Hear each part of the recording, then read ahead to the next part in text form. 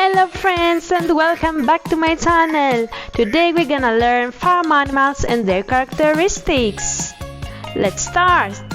Oh look, it's a chicken. The chicken makes eggs and we eat them. Do you know what is it? It's a pig. Pig loves to play with mud. And now we can see a sheep. We take the fleece from it and make clothes.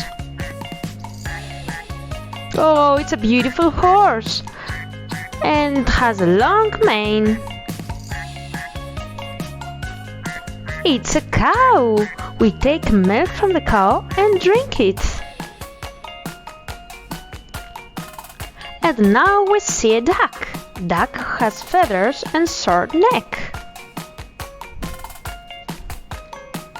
Oh, look this cute rabbit which loves carrots.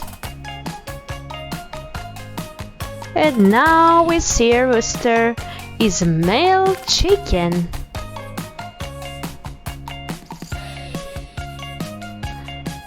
And this is a goat. Goat has horns on the head.